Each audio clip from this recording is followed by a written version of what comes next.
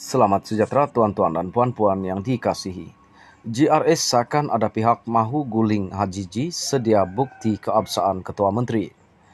Pemimpin Gabungan Rakyat Sabah Pakatan Parti Politik dianggotai Barisan Nasional BN, PBS dan bekas ahli Bersatu mula bimbang berhubung keabsahan Datuk Seri Hajiji Noor sebagai Ketua Menteri setelah ada pihak cuba membangkitkannya dengan memetik Perlembagaan Negeri Sabah.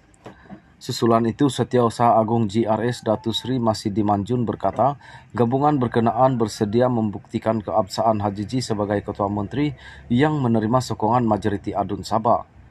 Kenyataan itu dibuat menyusul dakwaan mengatakan ada pihak tertentu yang dikatakan sudah memperoleh sokongan untuk membentuk kerajaan negeri yang baharu setelah 17 ahli Dewan Undangan Negeri ADUN Sabah yang menang pilihan raya negeri ke-16 PRN 16 pada 2020 lalu keluar daripada Bersatu.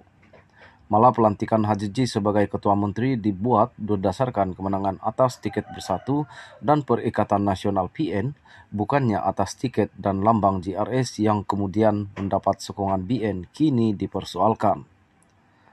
Masidi mendakwa Hajiji menerima perakuan dan sokongan daripada majoriti besar ADUN untuk terus memimpin kerajaan negeri yang ada sekarang termasuk semua 7 ADUN Pakatan Harapan PH Sabah. Adalah difahamkan bahawa ada pihak-pihak tertentu yang mendakwa telah memperoleh sokongan lebih separuh daripada ADUN Sabah untuk membolehkan kumpulan ini menubuhkan sebuah kerajaan negeri yang baharu. Suasana dan kedudukan politik di Sabah kekal stabil dan selamat untuk urusan perniagaan dan pelaburan, katanya dalam satu kenyataan semalam ketika mengulas dakwaan ada pihak tertentu telah memperoleh sokongan untuk membentuk kerajaan negeri yang baharu. Dakwaan mengenai gerakan menubuhkan kerajaan baharu di Sabah ditimbulkan beberapa kali sejak pimpinan Hajiji membawa bersama semua ADUN Sabah Bersatu Sabah keluar parti pada 10 Disember 2022 dan kekal sebagai ahli JRS.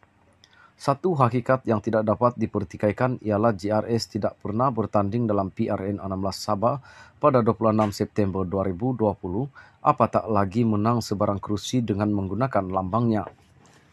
Parti politik Hajiji ketika PRN 16 ialah Perikatan Nasional dan mereka bertanding menggunakan lambang serta watika daripada gabungan yang diketuai Presiden Bersatu yang juga pengerusi Perikatan Nasional Tan Sri Mahyudin Yassin.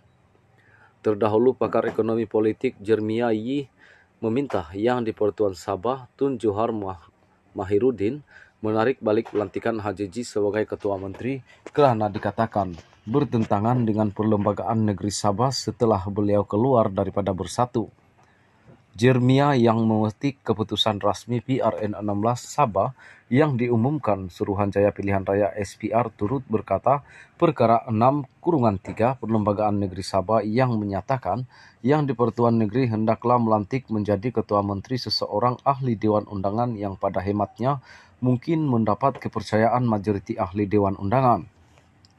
Katanya perkara 6/3 itu bukanlah satu peruntukan yang boleh dipecahkan secara tunggal kerana ianya hendak dibaca bersama perkara 6/7 yang berbunyi bagi maksud pasal 3 perkara ini di mana satu parti politik telah menang majoriti kerusi Dewan Undangan yang dipilih dalam suatu pilihan raya umum, ketua parti politik tersebut yang adalah ahli Dewan Undangan hendaklah menjadi ahli Dewan Undangan yang mungkin mendapat kepercayaan majoriti ahli Dewan. Ketika ini blok kerajaan yang dianggotai JRS dan BN di peringkat negeri masih berada dalam kedudukan selesa dengan 53 kerusi daripada 79 kerusi DUN Sabah, termasuk 6 ADUN dilihat lantik serta ADUN yang mesrah kepada kerajaan.